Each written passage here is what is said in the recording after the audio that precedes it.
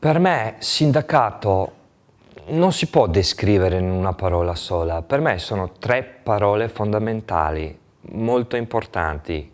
Prima, democrazia. È una parola che si prende molto per scontata, ma è importante e fondamentale. Democrazia di che cosa? Democrazia di partecipare e decidere su tutti i punti importanti per una comunità, per le persone e per l'ambiente. La seconda parola chiave che secondo me descrive il sindacato è l'idea. In che senso idea? Allora, tutte le cose belle, buone, importanti partono da un'idea.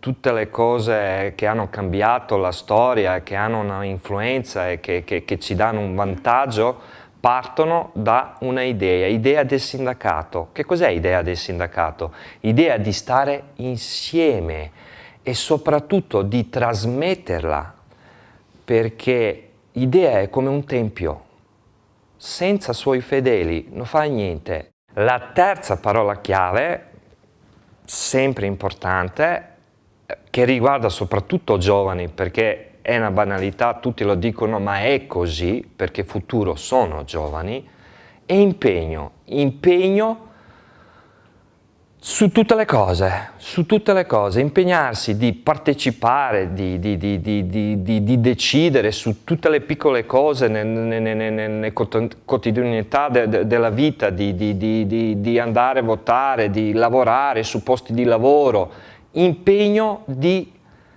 fare e di cambiare.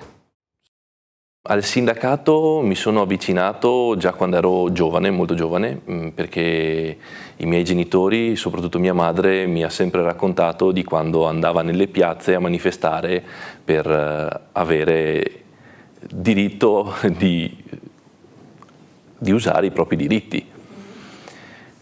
Perché era importante per mia madre trasmettermi questo? Perché e al giorno d'oggi è sempre più evidente, senza una rappresentanza difficilmente riusciamo a portare a casa ciò che effettivamente ci spetta.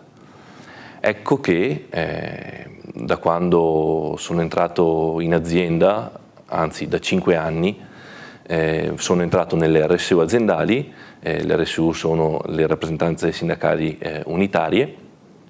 E a cosa servono? Servono perché ogni tanto qualcuno deve ricordare al datore di lavoro quali sono i diritti, oltre che ricordare al dipendente quali sono i suoi doveri.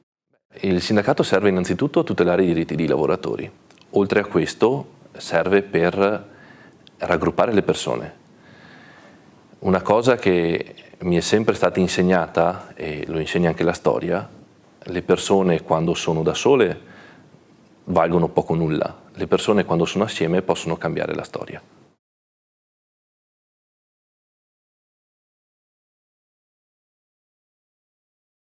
Il mio lavoro mi porta a visitare i luoghi di lavoro, nel mio caso quindi i cantieri edili, dove incontro i lavoratori. L'intervento del sindacato tra lavoratore e azienda principalmente avviene nel momento in cui ci sono delle problematiche. Quindi fino ad allora il nostro rapporto è principalmente con il lavoratore. Se il lavoratore ci fa presente problematiche, appunto inadempienze contrattuali da parte del datore di lavoro, in quel caso noi abbiamo anche modo di contattare il titolare, ecco, dell'azienda. Sono rappresentante sindacale dell'Ilva a Marghera, è la più grande industria italiana. Il mio ruolo al sindacato in questo momento è di spiegare ai lavoratori la delicata trattativa di vendita che si sta facendo tra l'Ilva e i nuovi proprietari. E quindi è un momento molto delicato e molto apprensivo per i lavoratori. Io credo che i miei coetanei, i giovani, non conoscano il lavoro del sindacato, conoscono magari la storia del sindacato, ma non conoscono tutto il lavoro che c'è stato. Penso che il sindacato serva, oltre a chiedere nuovi diritti e ottenere nuovi diritti, a tutelare quelli che abbiamo già. perché rischiamo di perderli dandoli per scontato che ce li abbiamo. Ci sono state lotte sindacali per ottenere questi diritti e vite perse per ottenerli, quindi bisogna sempre stare in guardia.